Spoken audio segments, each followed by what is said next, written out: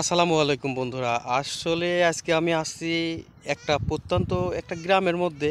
এই গ্রামটা আসলে গ্রাম বলা চলে না, একটা মাঠ আর কি। এটা হচ্ছে ঈশ্বরদীর মধ্যে, পাবনা ঈশ্বরদী উপজেলার মধ্যে।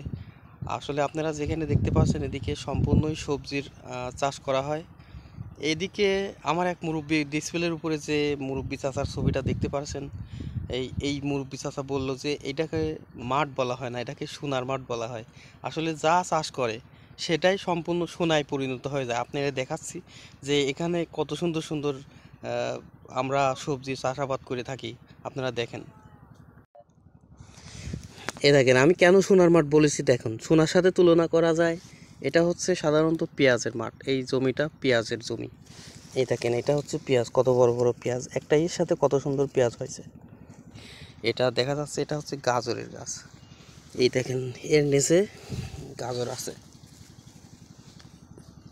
এই দেখেন গাজর, এই দেখেন কত সুন্দরভাবে গাজর হয়ে রয়েছে। তারপরে আরও দেখতে পারছেন এই পাশে হচ্ছে, এটা সাধারণত আপনারা অনেকেই জানেন, এটা হচ্ছে ফুলকপি। এই যে দেখুন কত সুন্দর ফুলকপি।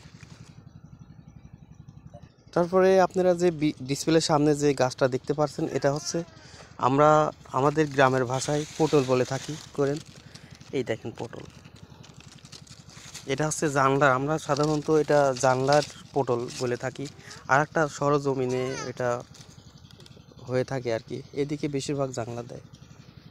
এটা সাধারণত আমরা টমেটোর গাছ বলে থাকি। আর টমেটো আপনারা হয়তো দেখলে চিনবেন, দেখলে পরে বুঝতে পারবেন।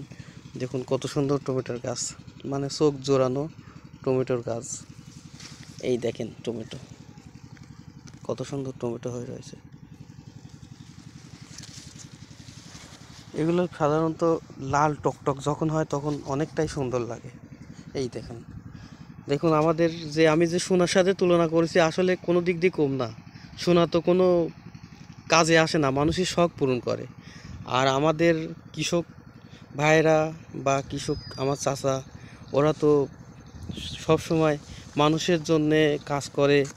এই যে ওরা তো নিজের জন্যে কাজ করে না, মানে নিজের জীবিকা অর্জনের জন্য থাকে না।